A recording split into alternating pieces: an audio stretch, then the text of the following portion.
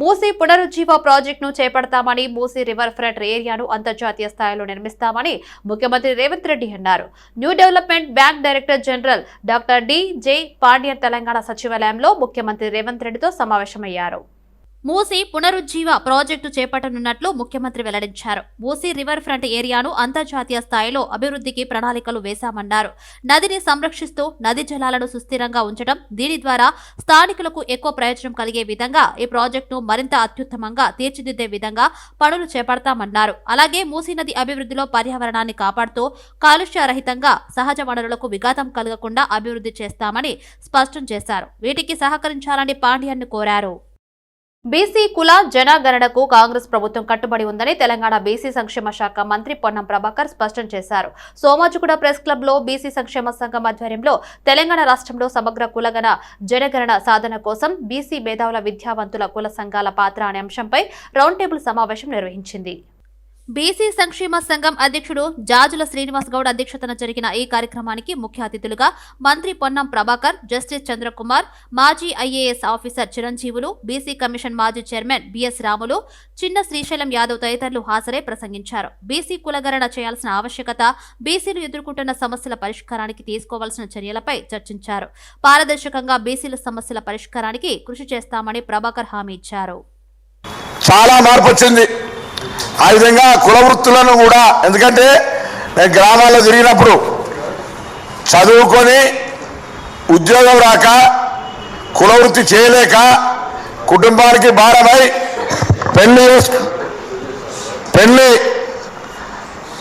పెళ్లి చేసుకొని కుటుంబానికి భారమైనటువంటి పరిస్థితులలో ఇబ్బందికరమైనటువంటి బతికి తల్లిదండ్రులకు భారం కాలేక ఇంటికి పోలేక హాస్టళ్లలో ఉండే రకంగా అనేక రకాల ఇబ్బంది పడుతున్న వ్యవస్థను ఒక విద్యార్థి నాయకుడుగా, రాజకీయ నాయకుడుగా, పార్లమెంట్ సభ్యుడు అనేక సందర్భాల్లో చూసినటువంటి పరిస్థితి.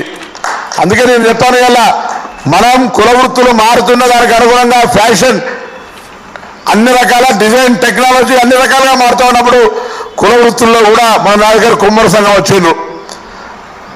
కుమ్మరికి సంబంధించిన మట్టి, అంత మట్టిని వాడుకోవాలి, ఆరోగ్యానికి మట్టి పాత్రలే మంచిదని, ప్లాస్టిక్ మంచిది అని చెప్తా ఉన్నాం. కానీ దాన్ని ఏ విధంగా వృత్తికి పరంగా మళ్ళీ అందరూ ఆ వృత్తిలో చేసుకొని ఎదగడానికి కొరకు అవకాశం ఏముంది అనేటువంటిది. కానీ చదువుకొని అంటే చదువుకొని ఉద్యోగం పొందగలే ఈ కాంపిటేటివ్ స్పిరిట్లో వెనకటికి 60-70% వస్తే అడ్మిషన్ దొరికింది, ఉద్యోగం దొరికింది. ఇలా 95, 96, 97, 99% వస్తే కూడా కాంపిటీషన్లో పోటీ పడేటువంటి పరిస్థితి ఏర్పడుతూ ఉంది. రాష్ట్ర సచివాలయంలో డిప్యూటీ సీఎం బట్టి విక్రమార్క సమీక్ష నిర్వహించారు. ఈ సందర్భంగా 2024-25 ఆర్థిక సంవత్సరం వార్షిక బడ్జెట్ కోసం అధికారులతో సమావేశం జరిగింది.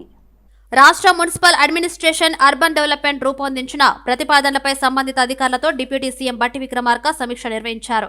ఈ సమావేశంలో ఆర్థిక శాఖ ప్రత్యేక ప్రధాన కార్యదర్శి Ramakrishna Rao, principal secretary Dana Kishore, GHMC commissioner Ronald Rose, municipal director Divya, metro MD NV S Reddy, deputy CM secretary Krishna Bhaskar తదితరులు పాల్గొన్నారు.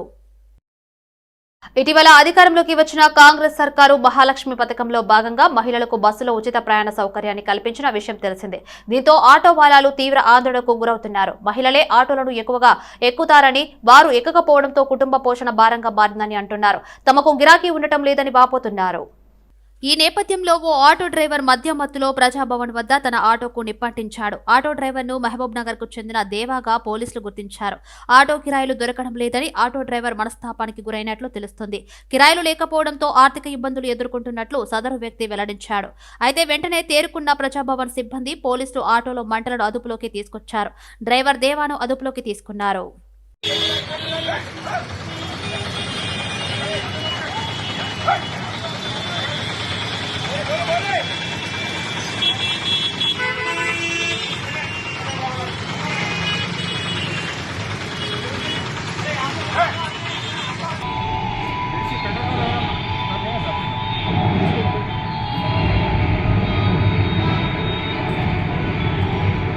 ఉమ్మడి ఆదిలాబాద్ జిల్లా ఎంతో వెనుకబడిందని, ఈ జిల్లాకు గత ప్రభుత్వం కనీసం మంచినీరు కూడా ఇవ్వలేదని విమర్శించారు. సమస్యను ముఖ్యమంత్రి రేవంత్ రెడ్డి దృష్టికి తీసుకువెళతానని హామీ ఇచ్చారు. రేపు ఇంద్రవెల్లిలో నిర్వహించే ముఖ్యమంత్రి బహిరంగ సభకు ప్రజలు భారీ సంఖ్యలో తరలి రావాలని పిలుపునిచ్చారు. తాను ఆదివాసీ బిడ్డనని, ఆదివాసీలు ఎక్కువగా ఉండే ఆదిలాబాద్ జిల్లాకు తనను ఇన్ఛార్జ్ మంత్రిగా వేయడం తన అదృష్టమన్నారు. ఈ ప్రాంత అభివృద్ధి తన లక్ష్యమన్నారు. ఈ ఉమ్మడి ఆదిలాబాద్ జిల్లాకు గత ప్రభుత్వము అన్యాయం చేసింది. వాస్తవానికి కనీసం హాస్పిటల్లో డాక్టర్లు కూడా లేనటువంటి పరిస్థితి ఆసిఫాబాద్ లాంటి ఏరియాలలో కూడా ఇవ్వలేదు. ఈరోజు మేము ఇచ్చిన నోటిఫికేషన్ ఇవ్వడానికి 10 ఏళ్ళు పట్టిరు నర్సులకు. ఇవాళ వచ్చిన వెంటనే మరి అవన్నీ సార్ట్అవుట్ చేసి వెంటనే ఉద్యోగాలు ఇస్తా ఉన్నాం. వాస్తవానికి ఉమ్మడి ఆదిలాబాద్ జిల్లాలో మంచినీళ్ళు లేవు. మీరు అందరూ కూడా పత్రికా మీడియా సోదరులు వాస్తవాలు బయటికి తీయాలి. ఇంటింటికి నీళ్ళు ఇచ్చిరంటే ఇచ్చిరా, వందలాది గ్రామాలకు ఊళ్ళల్లో కనెక్షన్ లేదు. కాబట్టి రేపు ఒక డ్రింకింగ్ వాటర్ ప్రాజెక్టును కూడా అక్కడ ఓపెన్ చేయబోతున్నారు. వారు సీఎం గారు చెప్తారు. వందలాది గ్రామాలలో అంగన్వాడీ సెంటర్స్ లేవు. ఉమ్మడి ఆదిలాబాద్ జిల్లాను నేను మొన్న రివ్యూ చేసినప్పుడు ఏం జబ్బులు వస్తున్నాయంటే ఎనిమిక్ అంటే రక్తహీనత, పౌష్టిక విలువలు లేక, పౌష్టికారం లేక రక్తహీనతకు సంబంధించినటువంటి జబ్బులు ఎక్కువ వెంటాడుతున్నాయి ఉమ్మడి ఆదిలాబాద్ జిల్లాలోని. Telangana Congress party Bhuvanagiri parliament అభ్యర్థిత్వాన్ని టీపీసీసీ చామల కిరణ్ కుమార్ రెడ్డి సమర్పించారు. గాంధీ భవన్ లో భువనగిరి పార్లమెంట్ 7 నియోజకవర్గాల నేతలతో కలిసి ఆయన దరఖాస్తును అందజేశారు. ఈ కార్యక్రమంలో టీపీసీసీ అధికార ప్రతినిధి భవానీరెడ్డి, టీపీసీసీ అధికార ప్రతినిధి సుధీర్ రెడ్డి, ఇన్సూరెన్స్ చైర్మన్ పవన్ మల్లాడి గారు, టీపీసీసీ మీడియా కోఆర్డినేటర్ వచన్ మరియు శ్రీకాంత్ యాదవ్ తదితరులు పాల్గొన్నారు. భువనగిరి నియోజకవర్గ పార్లమెంట్ అభ్యర్థిగా గాంధీ భవన్లో అప్లికేషన్ ఇవ్వడం జరిగింది. గతంలో 2004 నుంచి క్రియాశీలకంగా యువజన కాంగ్రెస్లో రాష్ట్ర విభాగం, అప్పుడు ఆంధ్రప్రదేశ్లో, తర్వాత ఇండియన్ యూత్ కాంగ్రెస్ సెక్రటరీగా, జనరల్ సెక్రటరీగా పలు రాష్ట్రాలకు ఇన్ఛార్జ్గా పనిచేయడం జరిగింది. నేను ఇంతకుముందు అధికార ప్రతినిధిగా, ఇప్పుడు తెలంగాణ ప్రదేశ్ కాంగ్రెస్ కమిటీ ఉపాధ్యక్షులు, మీడియా ఇన్ఛార్జ్గా వ్యవహారం చేస్తున్నాను. మీ అందరికీ నేను సుపరిచితున్నే. ఈరోజు నేను ఏదైతే నిన్న పిసిసి ప్రెసిడెంట్ గారు మొన్న ప్రదేశ్ ఎలక్షన్ కమిటీ మీటింగ్ తర్వాత తీసుకున్నటువంటి నిర్ణయం, ఎవరైనా ఆశావాహులు ఉంటే వాళ్ళు వాళ్ళ నియోజకవర్గాలలో తరపున వాళ్ళ అప్లికేషన్లు గాంధీ భవన్లో ఇవ్వమని చెప్పడం జరిగింది. ఆ ప్రక్రియలో భాగంగానే ఈరోజు నేను ఇక్కడ భువనగిరి 14వ నెంబర్ పార్లమెంట్ లోక్సభ నియోజకవర్గం నుంచి నా అభ్యర్థిత్వానికి ఈరోజు అప్లికేషన్ పెట్టుకోవడం జరిగింది. బీఆర్ఎస్ అధినేత తెలంగాణ మాజీ ముఖ్యమంత్రి కేసీఆర్ ప్రమాణ స్వీకారం చేశారు. అసెంబ్లీకి చేరుకున్న ఆయనకు బీఆర్ఎస్ ముఖ్య నేతలు స్వాగతం పలికారు. కేసీఆర్ నేరుగా అసెంబ్లీ స్పీకర్ ఛాంబర్ కు చేరుకున్నారు. ఆయన చేత ఎమ్మెల్యేగా స్పీకర్ ప్రమాణ స్వీకారం చేయించారు. కేసీఆర్ అసెంబ్లీకి వచ్చిన సమయంలో పార్టీ ఎమ్మెల్యేలంతా అక్కడే ఉన్నారు. అయితే ఇటీవల సీఎం రేవంత్ రెడ్డిని కలిసిన ఎమ్మెల్యేలతో ఉన్న కొత్త ప్రభాకర్ రెడ్డి, ప్రకాష్ గౌడ్ మాత్రం అక్కడ కనిపించకపోవడం గమనార్హం. ఇంకోవైపు తుంటి ఎముక ఆపరేషన్ తర్వాత కేసీఆర్ చాలా వరకు కోలుకున్నట్టుగా కనిపిస్తుంది. హ్యాండ్ స్టిక్ ఆధారంగా ఎవరి సహాయం లేకుండానే ఆయన నడిచారు. చాలా యాక్టివ్ గా కనిపించారు. ముఖ్యమంత్రిగా గత 10 ఏళ్ల కాలంలో అసెంబ్లీ గేట్ నెంబర్ 1 ద్వారా రాకపోకలు సాగించిన కేసీఆర్ గేట్ నెంబర్ 2 ద్వారా అసెంబ్లీకి రావడం గమనార్హం. తెలంగాణ రాష్ట్రం ఏర్పడిన తర్వాత తొలిసారి విపక్ష నేతగా ఆయన అసెంబ్లీలోకి అడుగుపెట్టారు.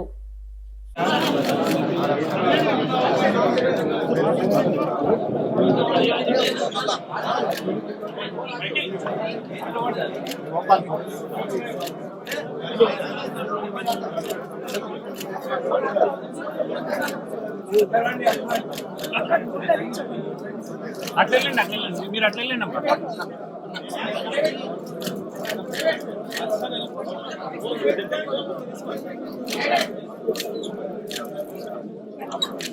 ఎమ్మెల్యే పాడి కౌశిక్ రెడ్డి రేవంత్ సర్కార్పై విరుచుకుపడ్డారు. కేసీఆర్ ఎమ్మెల్యేగా ప్రమాణ స్వీకారం చేశారని ఇప్పటి నుండి ఆట మొదలవుతుందన్నారు. కేసీఆర్ ఆట చూస్తారు అంటూ ఎమ్మెల్యే వ్యాఖ్యలు చేశారు. ప్రభుత్వం ఇచ్చిన మెడికల్ స్టాఫ్ ఉద్యోగులు గత ప్రభుత్వంలో ఇచ్చినవే అని అన్నారు. రేవంత్ రెడ్డి హామీ ఇచ్చిన 6 గ్యారంటీలను అమలు చేయాలని డిమాండ్ చేశారు.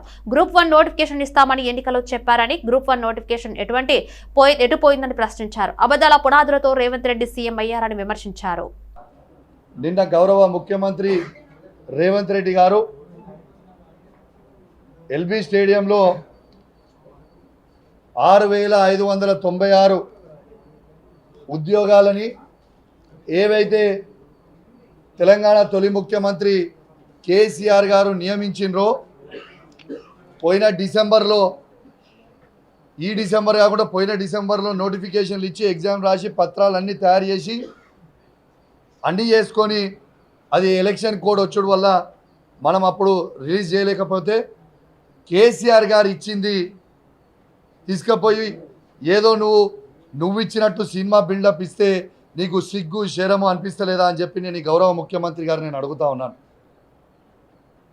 నీకు దమ్ముంటే ధైర్యం ఉంటే నువ్వు మాట మీద ఉంటా అని పదే పదే చెప్తా ఉన్నావు కదా, నువ్వు మాట మీద ఉండుంటే ఇగో ఇది వీళ్ళు 6 గ్యారెంటీలు ఇచ్చిన ఇది ఇలా ఫిబ్రవరి 1కి గ్రూప్ నోటిఫికేషన్లు ఇస్తామని ఇలా గ్రూప్ 1 నోటిఫికేషన్లు ఇస్తామని చెప్పారు మీరు ఎన్నికలలో. ఇతర పార్టీలు ఇచ్చే హామీలు ఎన్నికల వరకు గ్యారంటీలు మాత్రమేనని, కానీ అసాధ్యాన్ని సుసాధ్యం చేసేది కేవలం నరేంద్ర మోదీ మాత్రమేనని బీజేపీ నేత మురళీధర్ రావు అన్నారు. కేంద్ర ఆర్థిక మంత్రి నిర్మలా సీతారామన్ మధ్యంతర బడ్జెట్ ప్రవేశపెట్టిన అనంతరం ఆయన మాట్లాడారు. రానున్న పార్లమెంటు ఎన్నికలను దృష్టిలో పెట్టుకుని మధ్యంతర బడ్జెట్ ను ప్రవేశపెట్టామన్నారు. సార్వత్రిక ఎన్నికల తర్వాత జూలైలో పూర్తిస్థాయి బడ్జెట్ ను ప్రవేశపెడతామని తెలిపారు. ఈ బడ్జెట్ లో కేంద్ర ప్రభుత్వం అభివృద్ధి, సంక్షేమానికి ప్రాధాన్యత ఇచ్చిందన్నారు. ఈ రెండింటికి సమ ప్రాధాన్యత ఇచ్చినట్లు తెలిపారు. పెట్టుబడి ఆధారంగా ఆర్థిక వ్యవస్థలో ముందుకు అడుగేయలేనటువంటి శ్రామిక వర్గం ఏదైతుందో వాళ్ళను ఆదుకోవడం ప్రభుత్వం యొక్క బాధ్యత.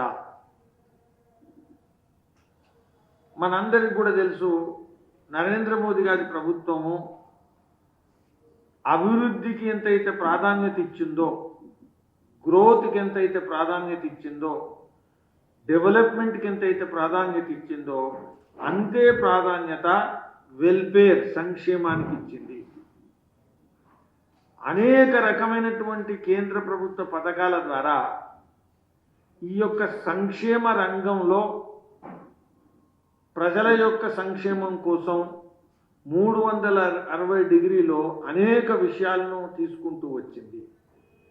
అందుకనే ఈరోజు 10 సంవత్సరాలు పూర్తయిన సందర్భంగా ఈ మధ్యంతర బడ్జెట్ సందర్భంగా కూడా సంక్షేమము, అభివృద్ధి ఈ 2 ప్రధాన మార్గాలు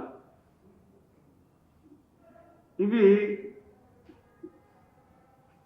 మోదీ గారి ప్రభుత్వానికి 2 చక్రాలు.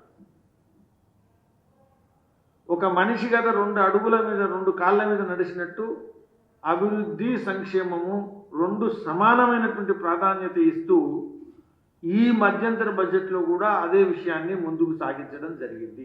పార్లమెంటు ఎన్నికల్లో గెలిచి కేంద్రంలో మరోసారి అధికారం చేజిక్కించుకునేందుకు కసరత్తు చేపట్టిన బీజేపీ రాష్ట్రంలో రథయాత్రలకు ప్రణాళికలు సిద్ధం చేసింది. తాజాగా ఇదే అంశంపై బీజేపీ రాష్ట్ర నాయకత్వం సమావేశం కావడం ఈ రథయాత్రలకు ప్రాధాన్యత సంతరించుకుంది. తెలంగాణలోని ఎంపీ స్థానాలను 5 క్లస్టర్లుగా గుర్తించి ఈ యాత్రను చేపట్టాలని నిర్ణయించిన నేపథ్యంలో మరిన్ని వివరాలు మా బ్యూరో చీఫ్ శ్రీనివాస్ అందిస్తారు. మూడోసారి కేంద్రంలో అధికారంలో నిలబెట్టుకోవాలి అనే ఒక పట్టుదలతో ముందుకు సాగుతున్న బీజేపీ పార్టీ ఇక్కడ తెలంగాణ రాష్ట్రంలోనూ గరిష్ట స్థానాలు, అత్యధిక ఎంపీ స్థానాలను గెలుచుకునే దిశగా ముందడుగులు వేస్తుంది. ఇందులో భాగంగా ఈ నెల 10 నుంచి రథయాత్రలు చేపట్టాలని నిర్ణయిస్తోంది. ఈ రథయాత్రలు ఎక్కడి నుంచి చేపట్టాలి, ఏంటి అనే అంశంపై ఈరోజు బీజేపీ రాష్ట్ర అధ్యక్షుడు, కేంద్ర మంత్రి కిషన్ రెడ్డి నాయకత్వంలో పార్టీ నాయకత్వం సమావేశమైంది. ఈ దీంట్లో ఇప్పటికే గతంలోనే పార్టీ రాష్ట్రంలో 3 నుంచి 4 పార్లమెంటు స్థానాలకు కలిపి ఒక క్లస్టర్గా 5 క్లస్టర్లను ఏర్పాటు చేసింది. రాష్ట్రంలో ఈ ఒక్కొక్క క్లస్టర్ నుంచి ఈ యాత్ర చేపట్టాలని ఒక తలంపుగా భావిస్తూ ఉంది. ఒక ప్రతిపాదనలు ఉన్నాయి. ఈ యాత్రలు 10 నుంచి చేపట్టాలని ఒక ముందస్తు నిర్ణయించిన ప్రకారం కసరత్తు అయితే ప్రారంభమవుతోంది. ఎలాంటి సన్నాహాలు చేయాలి, ఎవరెవరు ఎక్కడెక్కడ పాల్గొనాలి, ఏ రూట్ నుంచి ఈ యాత్రలు ప్రారంభించాలనే దానిపైన ఈరోజు సమావేశం కసరత్తు చేసింది. అంతేకాకుండా జాతీయ సమావేశాలు కూడా ఈ నెల 17, 18, 19 తేదీల్లో ఉండే అవకాశం ఉంది. కాబట్టి ఈలోగా ఈ యాత్రలు ముగించడం ఎలా సాధ్యమవుతుంది? అనుబంధ సంస్థలకు కూడా అధినేతలను, సారథులను మార్చిన పరిస్థితి. కాబట్టి ఈసారి తెలంగాణలో అసెంబ్లీలో కొంత మెరుగైన ఫలితాలు ఆశించిన స్థాయి కాకపోయినా కూడా కొంత మెరుగైన ఫలితాలు వచ్చాయి, 8 ఎమ్మెల్యే స్థానాలు వచ్చాయి గతంలో కంటే భిన్నంగా. అదే ఉత్సాహంతో ఆ ఎమ్మెల్యేల బలంతో ఉన్నటువంటి ఒక ఉత్సాహంతో పార్టీ శ్రేణులను ముందుకు నడిపిస్తే కనుక మెజారిటీ స్థానాలు కనీసం 17 ఎంపీ స్థానాల్లో 10కి మించి కూడా సాధించవచ్చు అన్న ఒక నిర్ణయానికి పార్టీ శ్రేణులను తీసుకురావాలి. ఆ ఉత్సాహాన్ని పార్టీ శ్రేణుల్లో నింపాలని అధినాయకత్వము ప్రణాళికలు తయారు చేసిన నేపథ్యంలో జరుగుతున్న ఈ కసరత్తుకు, ఈ సమావేశానికి ఒక ప్రాధాన్యత ఏర్పడిందని చెప్పుకోవచ్చు. అలాగే మరొక వైపు 17 స్థానాల్లో గట్టి అభ్యర్థులను ఎంచుకునేందుకు కూడా ఎంపిక చేసేందుకు కూడా కసరత్తు ఇప్పటికే ప్రారంభమైంది. అది ఒకవైపు జరుగుతూనే ఉంది. అది ఒకవైపు జరుగుతూనే పార్టీ శ్రేణుల్లో ఉత్సాహాన్ని నింపేందుకు ఇటు ఈ రథయాత్రలు కూడా తోడ్పడతాయని పార్టీ భావిస్తున్న పరిస్థితి. ఏదేమైనప్పటికీ కూడా పార్లమెంటు ఎన్నికల్లో కేంద్రంలో 3వసారి అధికారం చేపట్టి హ్యాట్రిక్ సాధించే దిశగానైతే అటు కేంద్రంలో అధినాయకత్వం ప్రయత్నిస్తుండగా దానికి అనుబంధంగా రాష్ట్ర శాఖలు కూడా కృషి చేస్తున్న పరిస్థితి. అందులో నిజామాబాద్ పార్లమెంట్ స్థానంలో కావచ్చు, ఆదిలాబాద్ పార్లమెంట్ స్థానంలో కావచ్చు, మొత్తం మీద రాష్ట్రంలో కీలకమైన అంటే ఇప్పటికే సిట్టింగ్ స్థానాలు అటు ఆదిలాబాదు, నిజామాబాదు, కరీంనగర్ తో పాటు ఇక్కడ దాదాపు 4 స్థానాలు, మరోపై నిజామాబాద్ కావచ్చు, మొత్తం మీద 4 ఎంపీ స్థానాలు ఇప్పటికే పార్టీ సిట్టింగ్ స్థానాలు ఉన్న పరిస్థితి. వీటి నుంచి 10కి మించి సాధించాలంటే ఎలాంటి ఒక విధానంతో ముందుకు పోవాలి, ఎలాంటి వ్యూహాలు ఎత్తుగడలు ఉండాలనే దిశగా కూడా పార్టీ కసరత్తు చేస్తున్న పరిస్థితి. ఏదేమైనప్పటికీ ఇక్కడ ఆదిలాబాద్ స్థానం అయితే చాలా చర్చనీయాంశంగా మారుతుంది. రోజుకో మలుపు తిరుగుతున్నాయి అక్కడి రాజకీయ సమీకరణాలు. సిట్టింగ్ ఎంపీకి తోడుగా అక్కడ మార్కెట్ కమిటీ జిల్లా పరిషత్ చైర్మన్ జిల్లా మార్కెట్ కమిటీ చైర్మన్గా ఉన్నటువంటి జాదవ్ పేరు బలంగా వినిపిస్తున్న పరిస్థితి. మరి సిట్టింగ్ ఎంపీకే అని పార్టీ అధిష్టానం ఒకవైపు చెప్తుండగా మరోవైపు ఆ స్థానంపై అక్కడ పోటీ వాతావరణం కూడా ఎటువైపు దారితీస్తుందనే అంశం ఆసక్తికరంగా మారింది. అదేవిధంగా ఈసారి ఎమ్మెల్యే స్థానాలు కూడా గరిష్టంగా ఆదిలాబాద్ ఎంపీ స్థానాల్లోనే ఎక్కువగా ఎమ్మెల్యేలు గెలుచుకున్న పరిస్థితి కూడా పార్టీలో ఉంది. కాబట్టి ఆదిలాబాద్ మిగతా ఎంపీ స్థానాలని ఒక ఎత్తు అయితే ఆదిలాబాద్ ఎంపీ స్థానం అయితే మరి హాట్ సీట్గా మారిన పరిస్థితి, హాట్ చర్చకు దారితీస్తున్న పరిస్థితి మనకు కనబడుతుంది. వీడియో జర్నలిస్ట్ మాధవ్తో శ్రీనివాస్, సిటీ విజన్, హైదరాబాద్. హైదరాబాద్ నామలగుండలో కార్పొరేటర్ సామల హేమ పర్యటించారు. నామలగుండలో రోడ్డు పనులను ఆమె పరిశీలించారు. శివరిజీ లైన్ ఓవర్ఫ్లో సమస్య ఉందని తమ దృష్టికి వచ్చిందని కార్పొరేటర్ సామల హేమ అన్నారు. దీనిపై వెంటనే స్పందించి సంబంధిత అధికారులతో మాట్లాడి వెంటనే పరిష్కారం అయ్యేలా చర్యలు తీసుకున్నారు. అనంతరం స్థానికులతో మాట్లాడి వారి సమస్యలు అడిగి తెలుసుకున్నారు. ఏదైనా సమస్య ఉంటే తమ దృష్టికి తీసుకురావాలని కార్పొరేటర్ కోరారు. ఈ కార్యక్రమంలో వాటర్ వర్క్స్ మేనేజర్ అన్విత్ తదితరులు పాల్గొన్నారు. హైదరాబాద్ బిఎన్ రెడ్డి నగర్ డివిజన్ పరిధిలో కార్పొరేటర్ మొద్దు లచ్చిరెడ్డి పర్యటించారు. ఆయన ఈ సందర్భంగా సాహెబ్ నగర్ ఆయుష్మాన్ మందిర్ బస్తీ దవాఖానను సందర్శించారు. ఈ సందర్భంగా కార్పొరేటర్ గారు మాట్లాడుతూ బస్తీ దవాఖానకు వచ్చే ప్రజలకు మెరుగైన వైద్య సేవలతో పాటు అవసరమైన వారికి అన్ని రకాల వైద్య పరీక్షలు నిర్వహించాలని కార్పొరేటర్ మొద్దు లచ్చిరెడ్డి అన్నారు. వచ్చే ప్రజలకు ఎలాంటి ఇబ్బందులు కలగకుండా తగు చర్యలు తీసుకోవాలని సూచించారు. ఈ కార్యక్రమంలో doctor Manisha, district quality manager Arjuna, party division ఉపాధ్యక్షులు విష్ణువర్ధన్ రెడ్డి తదితరులు పాల్గొన్నారు. ఫిబ్రవరి 24న గురు రవిదాస్ జయంతిని అధికారికంగా నిర్వహించాలని మాదిగ ఉపకులాల ఫెడరేషన్ తెలంగాణ ప్రభుత్వాన్ని డిమాండ్ చేసింది. ఈ మేరకు బషీర్బాగ్ ప్రెస్ క్లబ్లో సమావేశం నిర్వహించారు. మాదిగ ఉపకులాల వివిధ సంఘాలన్నీ కలిసి మాదిగ ఉపకులాల ఫెడరేషన్ గా ఏర్పడ్డాయని ఫెడరేషన్ చైర్మన్ డాక్టర్ చీమ శ్రీనివాస్ తెలిపారు. మాదిగ ఉపకులాల ఆత్మగౌరవం, అవకాశాలు, సంక్షేమం కోసమే ఈ ఫెడరేషన్ ఏర్పాటు చేశామన్నారు. గత 10 సంవత్సరాల్లో మాజీ సీఎం కేసీఆర్ మాదిగలను అన్ని రంగాల్లో అవకాశాలు కల్పించకుండా అణగదొక్కారని తెలిపారు. ప్రధాని మోదీ పార్లమెంట్లో వెంటనే వర్గీకరణ బిల్లు ప్రవేశపెట్టాలని డిమాండ్ చేశారు. ఈ ఫెడరేషన్ తరఫున ధన్యవాదాలు తెలియజేస్తున్నాం. అదేవిధంగా మాదిగ సామాజిక వర్గానికి సంబంధించిన మంత్రి దామోదర రాజేశ్వరం గారికి అవకాశం ఇవ్వడం, అదేవిధంగా లక్ష్మణ్ గారికి అధికార విప్పుగా అవకాశం కల్పించినందుకు రేవంత్ రెడ్డి గారికి ధన్యవాదాలు తెలియజేస్తున్నాం. ఎందుకు ధన్యవాదాలు తెలియజేస్తున్నాం అంటే గత 10 సంవత్సరాల్లో మాజీ ముఖ్యమంత్రి కేసీఆర్ గారు మంత్రివర్గంలో మాదిగ ఉపకులాలకు స్థానమే లేదు. మీరు అబ్జర్వ్ చేస్తే రాజయ్య గారికి ఒక 6 నెలలు ఇచ్చి వెంటనే డిస్మిస్ చేయడం జరిగింది. రాజయ్య గారిని డిస్మిస్ చేసిన తర్వాత అసలు మాదిగ ఉపకులాలకి మంత్రివర్గ స్థానంలో లేదు. అయితే తెలంగాణ ఉద్యమంలో ముఖ్య భూమిక పోషించినటువంటి మాదిగ ఉపకులాలు తెలంగాణ రాష్ట్రం వచ్చిన తర్వాత అత్యధికంగా అనకదొక్కబడింది. కేసీఆర్ గారు మరి మాదిగ ఉపకులాల మీద ఎందుకు ఆయనకి కుట్రనో పూర్తిగా మాదిగ ఉపకులాలకి అవకాశాలు లేకుండా మంత్రివర్గంలో స్థానం లేదు, నామినేటెడ్ పదవుల్లో స్థానం లేదు, అదేవిధంగా వివిధ యూనివర్సిటీలకు వైస్ ఛాన్సలర్ ఇచ్చే దాంట్లో స్థానం లేదు, అదేవిధంగా ఎమ్మెల్సీలో స్థానం లేదు, రాజ్యసభ ఇచ్చేవాటి స్థానం లేదు, దేనిలో కూడా వివిధ కార్పొరేషన్ చైర్మన్ ఇచ్చేవాటిలో కూడా మాదిగల్ని పూర్తిగా నిర్వహించడం జరిగింది. హైదరాబాద్ సంతోష్ నగర్ లోని సైనిక్ స్కూల్లో ఐఎస్ సదన్ పోలీసులు ప్రత్యేక కార్యక్రమం నిర్వహించారు. ఈ సందర్భంగా పోలీసింగ్ వ్యవస్థపై చిన్నారులకు అవగాహన కల్పించారు. కాకి ధరించిన పోలీసులపై చిన్నారులకు ఉన్న భయాందోళనకు దూరం చేసేందుకు చిన్నారులతో ఇన్స్పెక్టర్ మల్లేష్ ముఖాముఖి నిర్వహించారు. విద్యార్థులకు పోలీస్ విధులు, బాధ్యతల గురించి వివరించారు. పోలీసులకు ఫిర్యాదు కేసు నమోదు, ఎఫ్ఐఆర్ లాంటి విషయాలపై అవగాహన కల్పించారు. డయల్ 100 గురించి వివరించారు. జాతీయ రహదారి భద్రత వారోత్సవాల సందర్భంగా సికింద్రాబాద్లోని కాలేజ్ ఆఫ్ ఎయిర్ వార్ఫేర్ సిబ్బందికి రోడ్ సేఫ్టీ అవేర్నెస్ కార్యక్రమం పవర్ పాయింట్ ప్రెజెంటేషన్ ద్వారా నిర్వహించారు. G Shankar Raju, assistant commissioner of police, traffic training institute, Begumpet, Hyderabad వారి సిబ్బంది ఆధ్వర్యంలో జరిగింది. మద్యం సేవించి వాహనం నడిపినందుకు జరిమానా 10,000 రూపాయలు, 6 నెలల జైలు శిక్ష పడుతుందని పోలీసులు తెలిపారు. 2023 సంవత్సరంలో మద్యం సేవించి వాహనం నడిపిన సుమారు 18,000 మందికి వారి భార్య, తల్లి, తండ్రుల సమక్షంలో బేగంపేటలో కౌన్సిలింగ్ నిర్వహించడం జరిగిందని చెప్పారు. అతి వేగంతో వాహనం నడపడం ప్రమాదకరమని చెప్పారు. రహదారులపై క్రమశిక్షణగా వ్యవహరించాలని, మీ రక్షణకు, ఇతరుల రక్షణకు వాహనాలను జాగ్రత్తగా నడపాలని అన్నారు. విదేశాల్లో చదువుకోవాలనుకునే విద్యార్థులకు గ్లోబల్ ట్రీ ఎడ్యుకేషన్ ఫెయిర్ ను నిర్వహిస్తుంది నిర్వాహకులు తెలిపారు. యుఎస్ఏ, కెనడా స్టడీ ఎక్స్పోను ఫిబ్రవరి 3న తాస్ వినంతలో నిర్వహించనున్నామన్నారు. ఈ సందర్భంగా సోమాజిగూడలోని పోస్టర్ను ఆవిష్కరించారు. వివిధ బ్యాచిలర్స్, మాస్టర్స్, పిహెచ్డి కోర్సుల కోసం దరఖాస్తులు, అడ్మిషన్ అవసరాలు, అర్హత, పోస్ట్ స్టడీ వర్క్ అవకాశాలపై విద్యార్థుల సందేహాలను నివృత్తి చేయడానికి 100+ యుఎస్ఏ విశ్వవిద్యాలయ ప్రతినిధులు అందుబాటులో ఉంటారని తెలిపారు. ఈ కార్యక్రమానికి 1000 కంటే ఎక్కువ మంది విద్యార్థులు హాజరు కానున్నారు. వందలాది మంది విద్యార్థులు స్పాట్ అసెస్మెంట్లు అర్హులైన విద్యార్థులకు ఇవ్వబడతాయని తెలిపారు. యుఎస్ఏ అండ్ కెనడా నుంచి 100కి పైగా యూనివర్సిటీస్ అండ్ కాలేజెస్ పార్టిసిపేట్ చేస్తున్నాయి. వీటితో పాటు education loan providers, financial institutions, credential evaluation companies ఇవన్నీ కలిపి Webster presents USA Canada study expo చేస్తున్నాము. ఈ ఎక్స్పోలో స్పెషాలిటీ ఏంటి అని అంటే, ఈ ఎక్స్పోలో పార్టిసిపేట్ చేసిన ప్రతి స్టూడెంట్కి ఫ్రీ ప్రాసెసింగ్ చేయబోతున్నాము.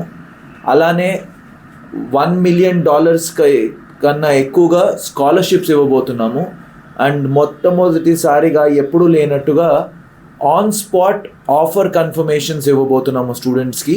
బడుగు బలహీన వర్గాల ఆశాజ్యోతి జ్యోతిరావు పూలే విగ్రహాన్ని అసెంబ్లీ ప్రాంగణంలో ఏర్పాటు చేయాలని యునైటెడ్ ఫ్రంట్ డిమాండ్ చేసింది. దీనికి సంబంధించి సోమాజిగూడ ప్రెస్ క్లబ్లో బీసీ సంఘాల ఆధ్వర్యంలో సమావేశం ఏర్పాటు చేశారు.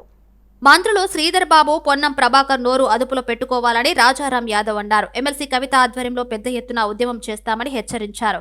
జ్యోతిరావు పూలే విగ్రహాన్ని అసెంబ్లీలో పెట్టాలని ఇటీవల కవిత డిమాండ్ చేశారని అన్నారు. ఇది రాజకీయ డిమాండ్ కాదని ప్రజల ఆకాంక్ష మేరకే స్పీకర్ని కలిసి వినతి పత్రం అందజేశారని తెలిపారు. ఈ నెలలో ఇందిరా పార్కులో మహాధర్నా నిర్వహిస్తామని అన్నారు. బీసీలకు ఎవరైతే మహాత్మా జ్యోతిబా పూలే ఒక ఆదర్శపాయుడు, బీసీ కులాలందరూ కూడా ఒక దేవునిగా మా బీసీ కులాలలో జరిగినటువంటి ఈ ఏదైతే హేళన ఉందో, ఈ బీసీ కులాలను ఏవైతే గత ప్రభుత్వాలు నిర్లక్ష్యం చేసాయో వాళ్ళందరికీ ప్రతీకగా, ఆత్మగౌరవంగా భావించే మహాత్మా జ్యోతిబా పూలే విగ్రహాన్ని ఏర్పాటు చేయమంటే ఈ రాష్ట్ర ప్రభుత్వానికి, ముఖ్యమంత్రి రేవంత్ రెడ్డి గారికి ఎందుకు వణుకు పుడుతుంది అని మేము అడుగుతా ఉన్నాం. ఇవాళ కవిత గారి పైన మీరు అవాక్కులు చెవాక్కులు వ్యంగ్యాస్త్రాలు ప్రదర్శిస్తూ మీ మంత్రులు అయినటువంటి ఖబర్దార్ మంత్రి శ్రీధర్ బాబు గారు, పొన్నం ప్రభాకర్ గారు, మీరు ఏదైనా వ్యక్తిగతమైనటువంటి విమర్శలుంటే ఒకటి గౌరవప్రదంగా మాట్లాడుకోవాల్సిన అవసరం ఉంది. కానీ వ్యక్తిగత విషయాలను వ్యంగ్యంగా ప్రదర్శిస్తూ మా బీసీలందరికీ ఆత్మబంధువైనటువంటి మహాత్మా జ్యోతిబా పూలే విగ్రహ అంశాన్ని మీరు వీధి పాలు చేస్తూ